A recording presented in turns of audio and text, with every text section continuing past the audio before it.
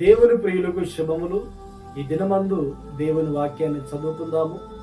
Hebrew పత్రిక 13వ అధ్యాయము 12వ వాక్య భాగాన్ని చదువుకున్నప్పుడు, యేసు కూడా తన స్వరక్తము చేత ప్రజలను పరిశుద్ధపరచుటకై గవిని వెలుపట శ్రమ పొందెను. ప్రియ దేవుని బిడ్డలారా, ప్రజలందరూ కూడా పాపములో పడిపోయి ఉన్నారు.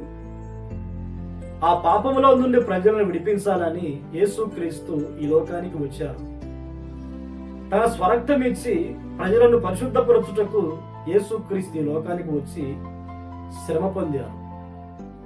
ఎవరైతే యేసుక్రీస్తు నిజమైన దేవుడని విశ్వాసం ఉంచి వారు చేసిన పాపముల నిమిత్తమై పశ్చాత్తాపం చెంది మారు మనసు పొంది బాప్తిసం పొందుతారో వారు పరిశుద్ధులుగా మార్చబడి ఉన్నారు.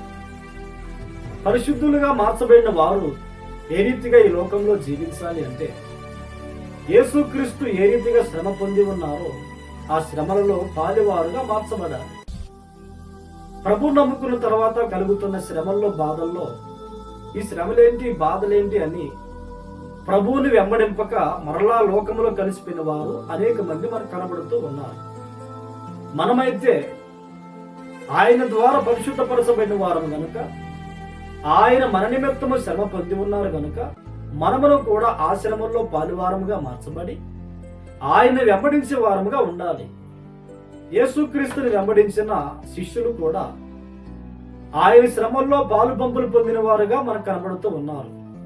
మనమును కూడా ఈ లోకములో ఎన్నో శ్రమలు అనుభవించి పరలోక రాజ్యం వెళ్ళాలని దేవుని వాక్యమును మనం గమనిస్తూ ఉన్నాము కనుక, ఈ లోకమందు క్రీస్తు కొరకు మనము శ్రమలు పొంది ఆ పరలోక రాజ్యానికి, నిత్య జీవానికి సిద్ధపడుదుము గాక. ఆమేన్, ఆమేన్.